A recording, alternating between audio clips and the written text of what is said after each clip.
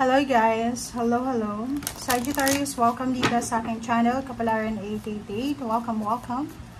Alamin natin kung anong messages, vibration, gabay energy para sa lahat. Ito ay general reading, so tingnan mo kung ano yung message sa iyo ng universe. Ito ay money, career, financial reading. So, I hope na resonated ka dito. Ito pala ay para sa last month ng 2024. Okay. Para ito sa Sagittarius. Nakikita ko siya dito na may grieving dito.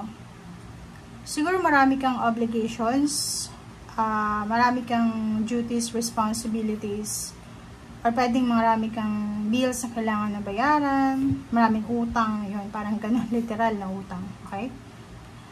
Siguro marami kang plano before dumating yung December, but ngayon, nakikita ko sa'yo dito na medyo nagluluksa ka. Siguro may gusto kang bilhin. For example, may gusto kang bilhin sasakyan. Yun, pwedeng iba gusto mong bilhin ng sasakyan, ng relo, ng cellphone, mag-travel, or kaya naman to, na regalo para sa sarili or sa ibang tao. But, ang nangyari is, nagluluksa ka ngayon kasi parang feeling mo hindi mo siya mabibili. Lighten your load, sinasabi na huwag kang tanggap ng mga obligations. Kasi parang 10 of Wands to eh. Itong card na to is parang 10 of Wands na kahit hindi mo obligation, kinukuha mo. Kahit alam mo na hindi mo na kaya, yes ka lang ng yes. So dito sinasabi na bawasan mo yung mga pasanin mo sa buhay, bawasan mo yung mga pinapasan mong problema. Siguro, lalo na sa pera. Bawasan natin yung sobrang expectation. Bawasan din natin yung sobrang materialism. Diba? Parang minsan masyado tayong malungkot. And then yung spending, yun yung parang nagiging punteriya natin para medyo maging maayos yung pakiramdam natin. Okay? So, dito nakikita ko na bawasan mo yung mga loads na yan, obligations, or mga habits na hindi nakakabuti or makakabuti sa'yo. Oh, diba? So, tingnan mo. Malungkot ka talaga. So, be patient. Kasi may gusto ka eh. Pwedeng gusto mong mag-travel, umuwi sa pamilya mo, bumili ng kung anong gusto mo, parang ganyan, ganito.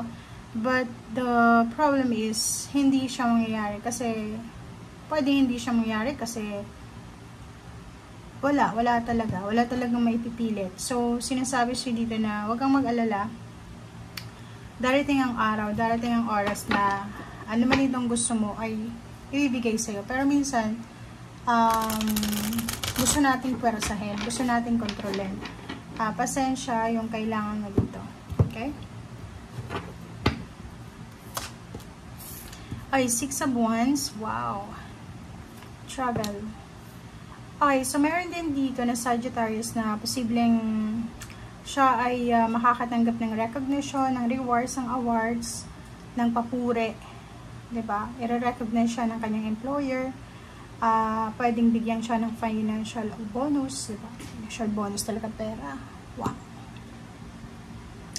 Pwede din bawasan yung trabaho niya pero dadagdagan yung sweldo, parang ganun. 8 of Cups, nakikita ko yung may mga iba sa inyo dyan na magta-travel ngayong buwan ng December for work or for business. Merong ililipat ng lugar, parang ililipat ka ng branch, pero manager ka na siguro sa branch na yan, or siguro ililipat ka or lumipat ka or lilipat ka ng lugar, pero mataas na yung position mo. So, nakikita ko yung financial strength dito.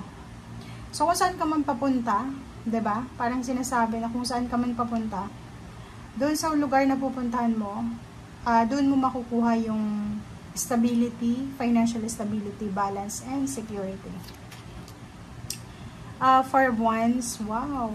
Meron dito na nagbabalak na magpatayo ng bahay, magpakasal, magpatayo ng bahay, mag-ipon ng pera para sa pagpapatayo ng bahay, pagpaparenovate ng bahay, or pagbili ng bahay, parang ganun. So, 3 of Wands, nakikita ko yung iba din sa inyo na nakafocus kayo sa pagbe-business, Nakafocus kayo sa pakikipag-collab sa mga tao sa paligid mo. Okay?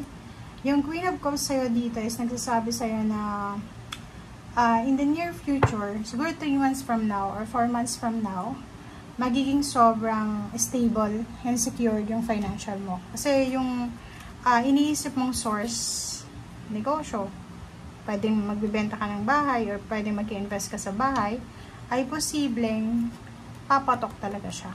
Okay? Or kung may bahay ka pa, pwedeng gawin mo siya na paupahan na kwarto, bed spacing, parang ganun. Okay, so relationship, nakikita ko share dito na yung relationship mo sa pera ay sobrang solid. Okay? Sa trabaho, ganun din. Magiging sobrang solid, stable yung trabaho mo, yung source of income mo. Ang daming perang parating. Maraming pera na posibleng papasok sa buhay mo, lalo na sa trabaho.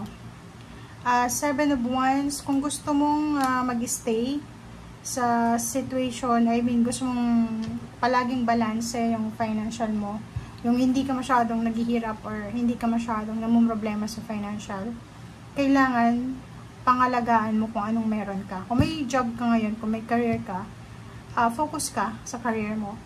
Kung may business ka, focus ka sa business mo. Yung temptation lang is nahihirapan kang balancing. Kasi ngayon nga, may mga unhealthy habits ka na, ay gusto kong, di ba yung pagbabrowse ka, tapos nakita mo, ay gusto ko mag-shopping ka nang wala sa oras, di ba?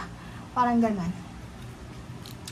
5 of Swords, yun, di ba? Sinasabi na, kung may mga kinakatakutan ka sa usaping trabaho, pera, pag-iipon, travel, alisin mo na siya. Let go, let God, let go of your fears, accept it, diba? Face your fears. Harapin mo siya. Diba? Instead na mag-stay ka sa stagnant na situation, hanapin mo daw yung way, yung paraan, hanapin mo daw yung daan papunta doon sa kapayapaan, financially, doon sa success, doon sa harvest, or doon sa future na talagang gusto mo, or doon sa pinaka goal mo talaga. But wina-warningan ka ng ating card na sinasabi sa'yo na be careful, kasi kahit saang mundo ka pumunta, isang lugar ka pumunta, ang daming competition. Maraming competition, maraming gayahan, lalo sa business, diba? Uso ngayon, kung ano yung business mo, gagayahin ka. Kung ano yung binibenta mo, gagayahin. Kung ano yung patok sa'yo, gagayahin ka. So, ganun talaga. So, hindi naman yun masama kasi healthy competition yun. Okay? So, yun lang yung nakikita natin. Okay? Maraming salamat guys. Bye!